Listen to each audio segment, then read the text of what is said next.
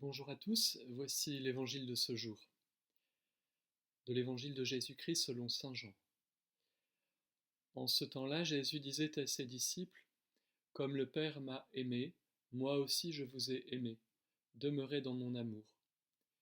Si vous gardez mes commandements, vous demeurerez dans mon amour, comme moi j'ai gardé les commandements de mon Père, et je demeure dans son amour. Je vous ai dit cela pour que ma joie soit en vous, et que votre joie soit parfaite. Mon commandement le voici, aimez-vous les uns les autres comme je vous ai aimé. Il n'y a pas de plus grand amour que de donner sa vie pour ceux qu'on aime. Vous êtes mes amis, si vous faites ce que je vous commande. Je ne vous appelle plus serviteur, car le serviteur ne sait pas ce que fait son maître. Je vous appelle mes amis, car tout ce que j'ai entendu de mon Père, je vous l'ai fait connaître. Ce n'est pas vous qui m'avez choisi, c'est moi qui vous ai choisi et établi afin que vous alliez, que vous portiez du fruit et que votre fruit demeure. Alors, tout ce que vous demanderez en mon nom au Père, il vous le donnera. Voilà ce que je vous commande, c'est de vous aimer les uns les autres. Aujourd'hui, nous fêtons Saint Matthias. C'est celui des apôtres qui a été choisi entre l'Ascension et la Pentecôte pour remplacer Judas, pour compléter le collège des 12 apôtres. Et si la liturgie nous fait entendre cet évangile, c'est pour que nous-mêmes, à la suite des 12, nous puissions rester ancrés dans le Christ et choisir le bon chemin. Voilà, plusieurs paroles de Jésus peuvent nous accompagner tout au long de ce jour. J'en noterai simplement 3 qui peuvent nous guider tout au long de cette journée et nous rappeler que le Seigneur est présent au milieu de nous en ces temps. La première parole est celle-ci.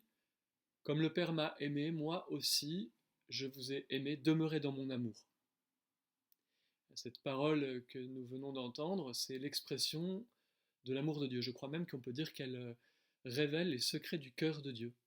Dieu est amour, c'est ce que dit saint Jean dans une de ses lettres, et il ne sait qu'aimer.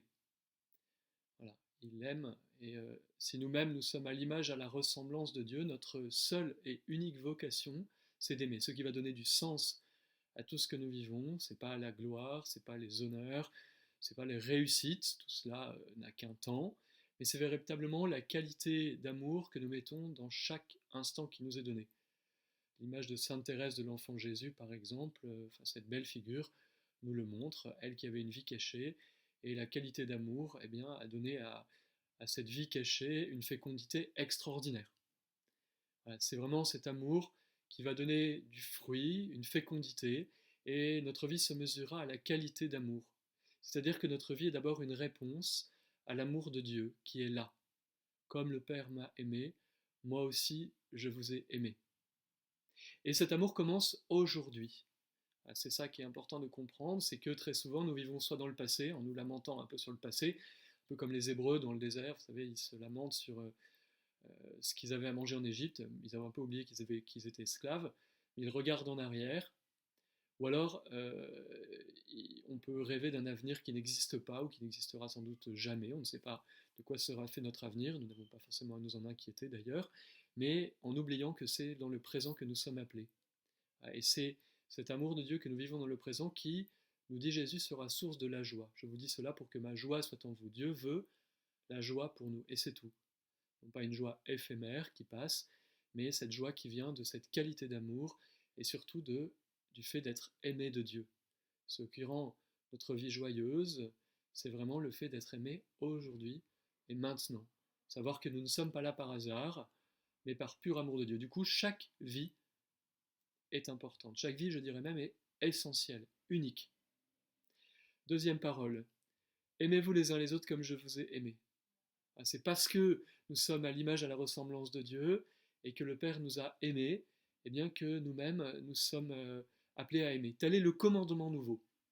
Nous sommes appelés nous-mêmes, comme Jésus nous aime, comme le Père nous aime, à nous aimer les uns les autres. Ce que dit Jésus dans l'Évangile aussi, c'est à l'amour que vous aurez les uns pour les autres que l'on reconnaîtra que vous êtes mes disciples. À ceux-ci, tous reconnaîtront cela.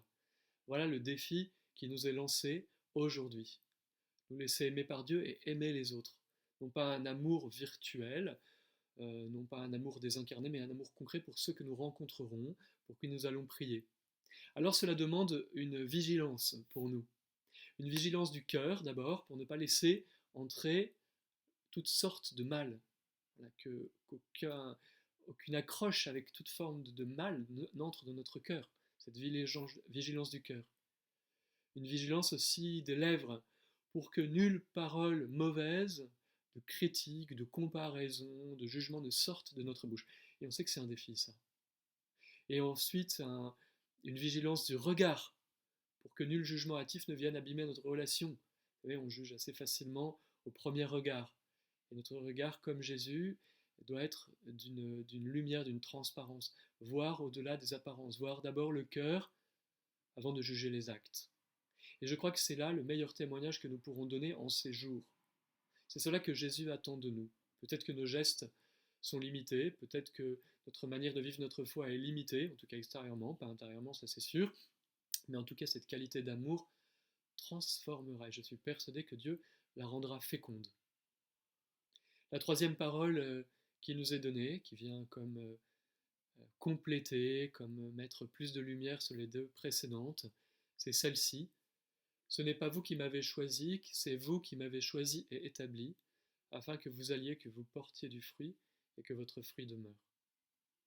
Et cette troisième parole nous ramène à la gratuité de notre vie. Ce n'est pas nous qui avons choisi d'abord Dieu, mais c'est Dieu qui nous choisit d'abord. C'est lui qui nous a appelés. Dès le sein maternel, nous dit l'Écriture sainte, je t'ai appelé. Dès le sein maternel, je t'ai choisi, je t'ai connu. C'est un amour de Dieu qui nous précède. C'est comme cela que Dieu agit. Quand la grâce de Dieu agit en nous, ce n'est pas d'abord nous qui choisissons d'accueillir Dieu, c'est Dieu qui nous précède. On le voit d'ailleurs dans l'Évangile, c'est le Christ Jésus qui s'approche de ses apôtres et qui leur lance un appel. Mais c'est parce qu'il s'est approché d'eux qu'ils peuvent répondre, c'est pas l'inverse. C'est pas les apôtres qui s'approchent de Jésus, non, c'est Dieu qui fait toujours le premier pas et qui nous demande de répondre. Et cela peut nous aider à avancer, tout cela, en comprenant que notre vie est d'abord une réponse à un amour de Dieu qui nous précède. La grâce est première, elle attend que nous puissions la laisser agir en nous. C'est parce que le Seigneur nous a appelés, alors que nous ne le méritions pas, que nous ne le méritons toujours pas d'ailleurs, eh bien que nous pouvons nous-mêmes nous laisser aimer et comprendre que nous sommes appelés à vivre humblement de cet amour, non pas pour nous mettre au-dessus des autres, ni en dessous, mais à notre juste place et transmettre ce que nous avons reçu. Tel est le meilleur témoignage que nous pouvons donner aujourd'hui. Et c'est tout cela qui donnera du fruit, comme dit Jésus, pour que vous portiez du fruit et que votre fruit demeure. Notre vie est appelée à porter du fruit, lequel, je ne sais pas, celui qui jaillit de l'amour de Dieu, on le verra au ciel, ce fruit qui nous est donné, on en voit un peu sur cette terre, mais sans doute beaucoup de choses nous le verrons plus tard, et je dirais tant mieux. Voilà, ça nous évite de nous enorgueillir, mais pour pouvoir découvrir peu à peu. Alors en ce jour, eh bien, acceptons ce défi qui nous est lancé à la suite de Saint Matthias et des apôtres, à nous laisser aimer tels que nous sommes par le Seigneur, aimer à notre tour, comme le Seigneur nous a appelés, et ainsi porter du fruit et accepter de répondre à l'appel de Dieu aujourd'hui et maintenant. Et je vous souhaite à tous une très bonne journée.